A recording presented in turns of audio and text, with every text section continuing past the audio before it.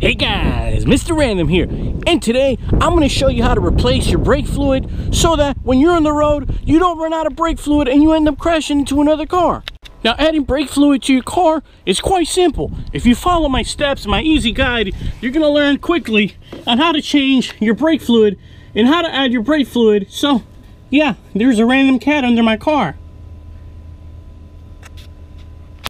Now, this step-by-step guide is perfect for the backyard mechanic or anybody just learning to get into cars and wants to learn how to add brake fluid into your car. Alright, now the first thing you want to do is look at your brake fluid reservoir right here. And it usually says on the top it takes 0.3 brake fluid. The next step is you use 3.3 foot-pounds of torque to untorque and undo the brake fluid reservoir. And then you untop the top. Alright, and as you guys can see, it is low in brake fluid because it is really low and you can't see any liquid. This thing is dry. Alright, so the next step is you get your 0.3 brake fluid. You use 2.5 pound-foot of torque to unscrew the top like so. Use some sort of tool to open up your brake fluid, but if you're a man or if you're a real man like me, you use your knuckle. Bam, alright.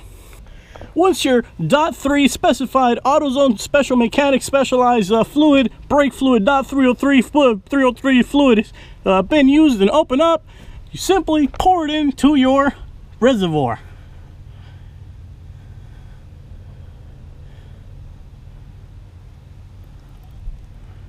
As you can see, it starts bubbling up a little bit. It's going to go a little bit low. And once it's a little bit right at the line where it says max, right there, you know you added enough brake fluid to your car. All right. Now, you're not going to want to use any soapy water for this. Just simply use another 3.3 pound-feet of torque to quickly torquing up your brake fluid reservoir, and you are A-OK, BBK, Zilile, you are done. Alright, if you guys enjoyed this video, don't forget to give it a thumbs up. Remember, I make very helpful and guideful mechanical videos like this so you can learn and do it yourself at your own leisure and at your own house. If you guys enjoyed the video, don't forget to give it a thumbs up.